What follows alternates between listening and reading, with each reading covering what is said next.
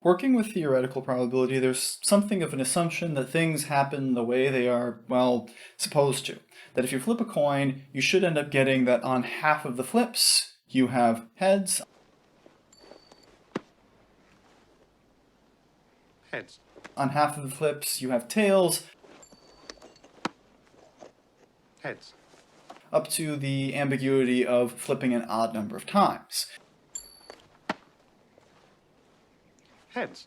However, there's nothing written in stone that says if you flip the coin some number of times, it doesn't just end up being heads every single time. A weaker man might be moved to re-examine his faith. If in nothing else, at least in the law of probability. Heads. Would this be a statistical anomaly? Yeah, but it can, up to a little bit of unusualness, actually happen.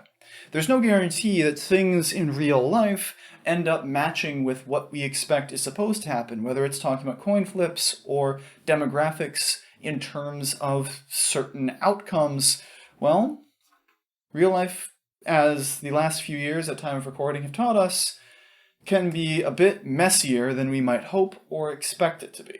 So that's where we get into what's called empirical probability. And that does not mean probability associated with empires as much as empirical in the scientific sense. That is, based on specific evidence, specific cases, that if for the last 10 years the probability of it raining on a day in March is 50%, what that will come from is looking at the days in March over the last 10 years and seeing that on exactly half of them, it rained.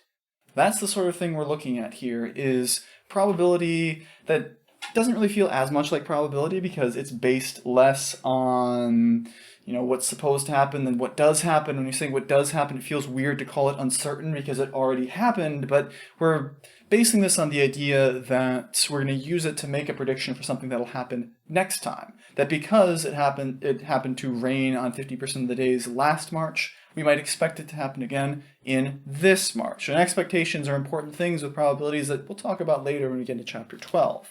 But here is the idea we're working with for empirical probability, that we take the number of times what we're looking for E happens and divide that by the total number of things that we are possibly looking at over the course of our entire body of work. This is the outcome, this is the result of what happens when we're saying things like studies show percentage of thing occur. Like I said, we're talking about empirical probability.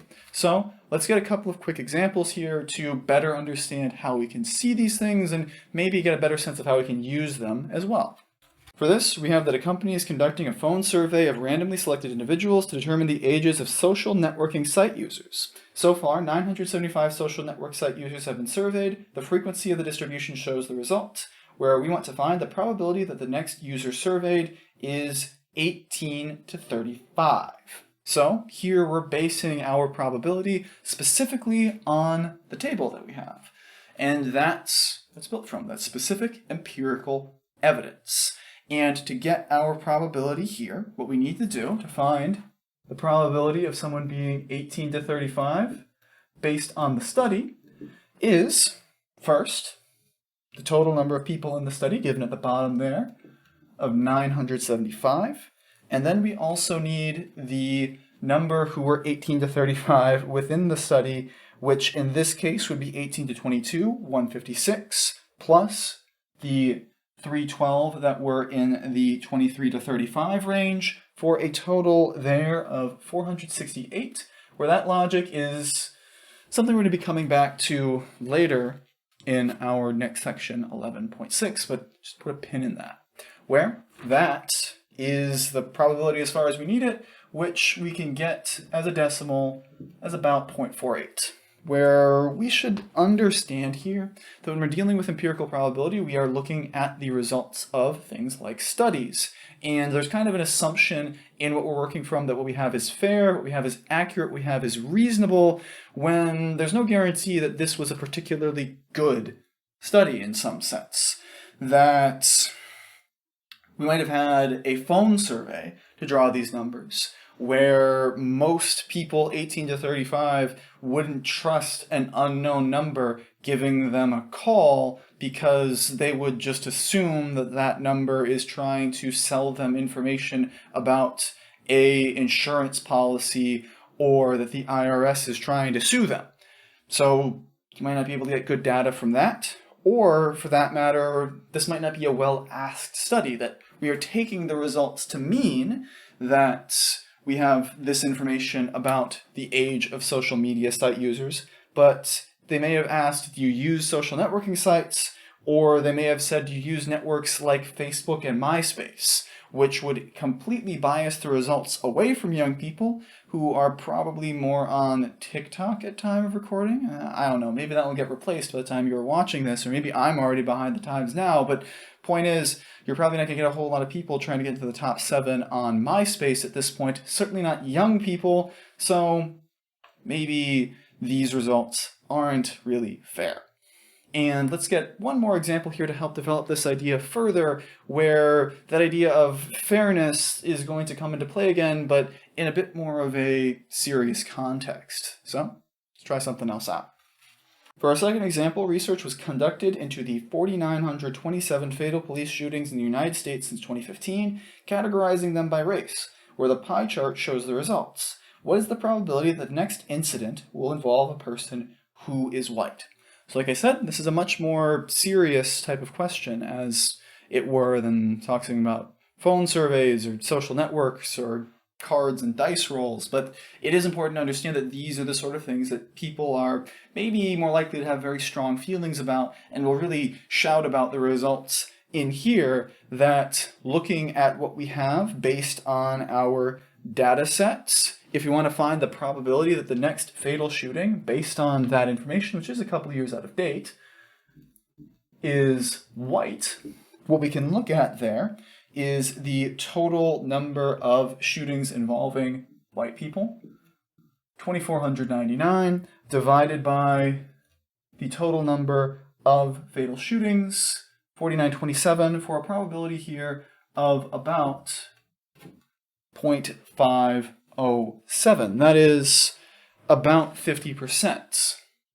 So you might say to yourself, hey, the majority of shootings involve white people, so I'm not going to touch what that might imply. But point is, it is a striking result, but we should understand here that there are some factors that could influence this. For one, the idea of being white is a very fluid concept historically that has changed, broadened, and narrowed over time. And for that matter, we should also understand the demographics beneath this result. That if we refocus here and talk about the populations of the United States demographically, we would see there that the percentage of people in America at the time who were and are white was actually a little bit larger there than that 51%, which would imply that in a somewhat paradoxical and tragic way, white people were which would imply that in a paradoxical and tragic way, white people were underrepresented in fatal police shootings. Again, I'm not going to get too far into how this stuff works. That's the sort of thing that you would need at least a semester, if not more, of some very in-depth sociological and legal studies that, are becoming harder to have fair conversations about in those contexts, so that's where I'm going to leave it for here for now. But just understand that when we're looking at empirical data, we are talking about sometimes real people, real lives, real issues that are a bit more difficult to divorce from their context than something as trivial as a dice roll. But that's our idea here for empirical probability, so let's move on to section 11.6, where we're going to be talking about how we can handle cases of things not happening as well as one thing or another occurring. See you in there.